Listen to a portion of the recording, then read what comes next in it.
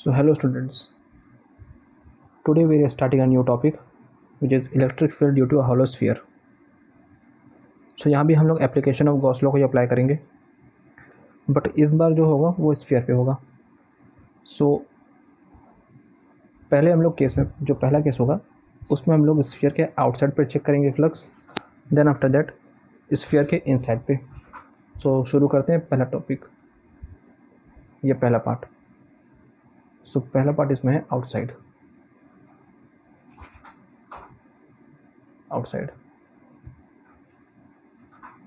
अब diagram check कर लेते हैं.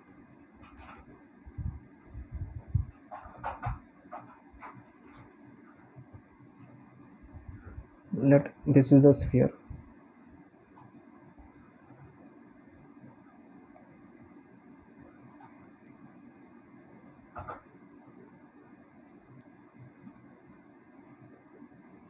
This is the sphere.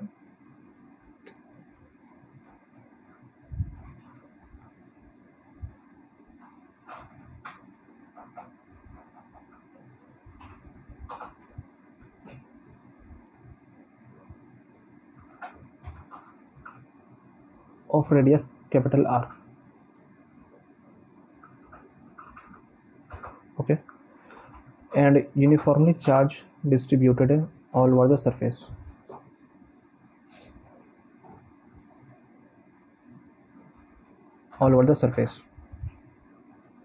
So first case में हमें चेक करना है कि आउटसाइड पे कितना फ्लक्स आएगा. So आउटसाइड पे ड्रॉ कर लेते हैं.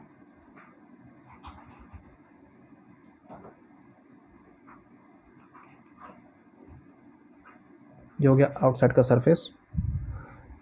अब लेट कि यहाँ पर एक प्लस क्यू चार्ज है. ओके, या इसे छोड़ देते हैं, यहाँ पर सेंटर पर रहने देते हैं बस. फिर चेक करते हैं कि इस सरफेस पे जितना चार्ज है उसकी वजह से आउटर सरफेस पे फ्लक्स कितना आएगा. सो अगर मानते हैं हम कि यहाँ पर एरिया वेक्टर है जिससे इन चार्जेस की वजह से जो इलेक्ट्रिक फील्ड है वो पास होगा. सो ड्रॉ कर लेते हैं. ये शो कर रहे हैं area vector, direction of area vector D A. Okay, अब चेक करने कि इलेक्ट्रिक फील्ड कितना होगा. एंड इस आउटर सरफेस का जो रेडियस है वो है स्मॉल आर. अब ड्रॉ कर लेते हैं इसका कि इलेक्ट्रिक फील्ड का डायरेक्शन क्या होगा. सो जो इलेक्ट्रिक फील्ड निकलेगा वो इस सरफेस से ही निकलेगा. सो सरफेस से ये एरिया वेक्टर के अलोंग पास होगा. मीन्स दोनों के बीच का जो एंगल होगा, मीन्स इलेक्ट्रिक फील्ड और एरिया वेक्टर का, वो होगा 0 degree. Okay, so now applying the Gauss theorem. Apply करते हैं Gauss theorem. So we know that phi is equal to integration of E dot dA is equal to Q by epsilon naught. This is the formula of Gauss theorem. So पहले निकाल लेते हैं हम लोग Q by epsilon naught को. So यहाँ पर let sigma is equal to charge per unit area. Let sigma is equal to charge by area, means Q by A. और अगर हम ट्रांसफ़र करते हैं A को LHS में, so Q is equal to A into sigma. Okay, इसे हम आगे यूज़ करेंगे. सो Q का फॉर्मूला आ गया, Q is equal to A into sigma. अब चेक करते हैं इसके ऊपर वाले फॉर्मूले पे, means integration of E dot D A के लिए. So integration of E dot D A, अगर यहाँ से अपन डॉट को हटाते हैं तो यहाँ पर आ जाएगा कॉस, और एंगल था इन दोनों के बीच का थीटा, जो कि था 0. ठीक है, सो यहाँ पर इक्वेशन आ जाएगा E डी ए कॉस 0, जो कि इक्वेशन है फ्लक्स का. अगेन कॉस 0 का जो वैल्यू होता है वो होता है 1. सो यहाँ सिर्फ बचेगा E डी ए, या ई इंटू डी ए। सो यहाँ पर जो रिक्वायर्ड इक्वेशन जो बच रहा है वो हो जाएगा flux is equal to integration of E D A. Again E यहाँ से कांस्टेंट बाहर आ जाएगा, अंदर बचेगा integration of d A. Phi is equal to E, integration differentiation cancel हो जाएगा, सो ये बचेगा E into A. Again phi is equal to E. Now area of sphere, A का मतलब है area of sphere, means area of outer sphere, outer circle जिसका radius था small r. So यहाँ पुट कर देंगे हम लोग एरिया ऑफ आउटर स्फीयर का, जो कि हो जाएगा 4 इंटू पाई आर स्क्वायर, क्योंकि हम लोग यहाँ पर निकाल रहे हैं आउटर सर्कल या आउटर स्फीयर का एरिया, जो कि है 4 into pi are square. So phi is equal to 4 pi are square into E. Okay, now we know that कि फ्लक्स का फॉर्मूला था E integration of E dot D A is equal to Q by epsilon naught. So इसे हम equate करेंगे q by epsilon naught से। So E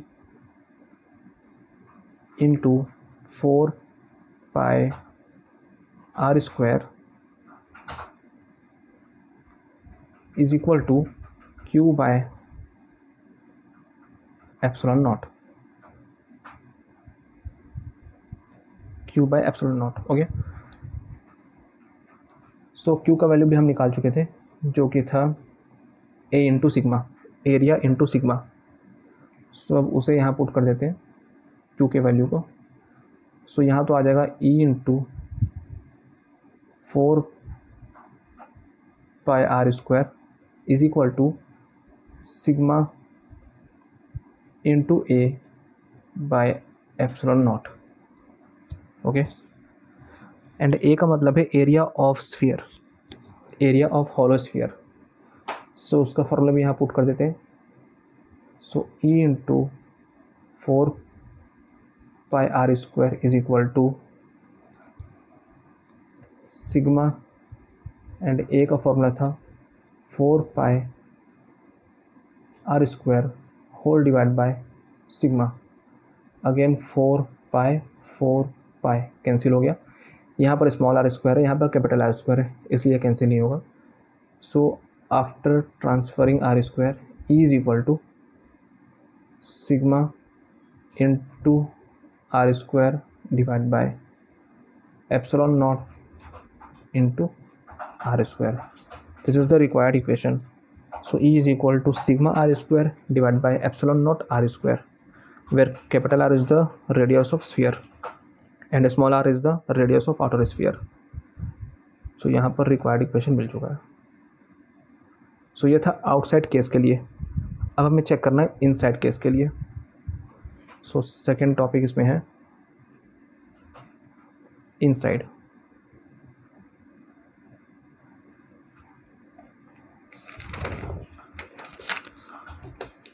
diagram as it is रहेगा।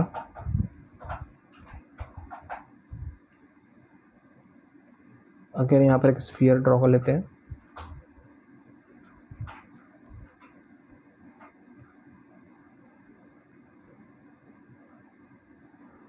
And outer surface पे uniformly charge है ये। इसका मतलब है जो भी चार्ज है सिर्फ आउटर सरफेस पे, इनसाइड पे कुछ भी नहीं है। Again this is centre and radius हो जाएगा इसका कैपिटल आर। हमें निकालना है कि फ्लक्स इनसाइड द स्फीयर। सो यहाँ ड्रॉ कर लेते हैं certain amount of area,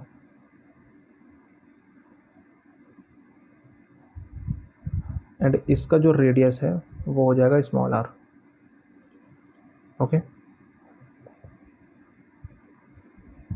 now ये मान लेते हैं डी ए हो जाएगा। डी ए का जो एरिया वेक्टर है वो शो करेगा इस साइड डी ए, एंड इस एरिया पे जो इलेक्ट्रिक फील्ड है वो हो जाएगा E. Okay, so again applying the Gauss theorem,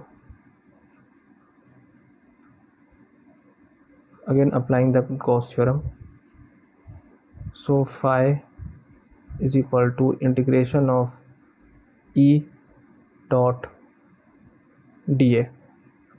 okay, again जो इलेक्ट्रिक फील्ड का डायरेक्शन है और डी ए का डायरेक्शन है वो एक दूसरे के पैरेलल है, मीन्स जो एंगल होगा वो ज़ीरो हो जाएगा।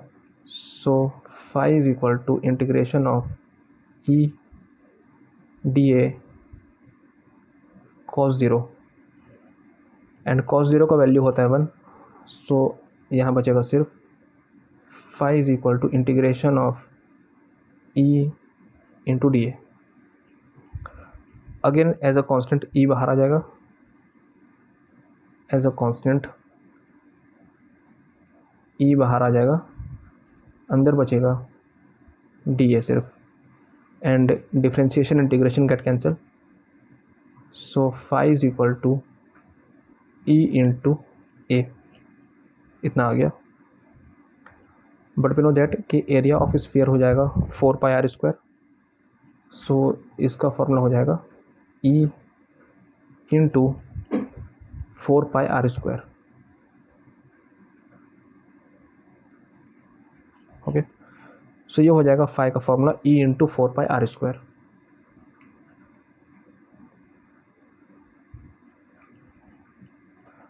बट वी नो दैट कि phi is equal to integration of E dot D A is equal to Q by epsilon naught. So अब चेक कर लेते हैं कि क्यू बाई एप्सिलॉन नॉट का वैल्यू क्या होगा। So phi is also equal to Q by epsilon naught. Q का मतलब होता है ऐसा चार्ज जो इनसाइड पे हो, बट अगर हम इनसाइड का बात करें सो यहाँ पर जो भी चार्ज है वो आउटसाइड पे है, इनसाइड पे कोई भी चार्ज नहीं है। सो इनसाइड पे कोई भी चार्ज नहीं है मीन्स चार्ज का वैल्यू हो जाएगा 0 by epsilon naught which is totally equal to 0। So phi is equal to 0 आ गया। सो हम लोग ये पुट कर सकते हैं कि E into 4 pi are square is equal to 0। Okay, and अगर E into this is equal to 0 है सो टोटल जो इलेक्ट्रिक फील्ड होगा inside the surface is also 0। Means inside के लिए जो सरफेस होगा वहाँ पर इलेक्ट्रिक फील्ड हमेशा ही 0 होगा, और आउटसाइड के लिए हो जाएगा sigma into R square by epsilon naught R square. So इस तरीके से निकल जाएगा इलेक्ट्रिक फील्ड आउटसाइड और इनसाइड केस के लिए।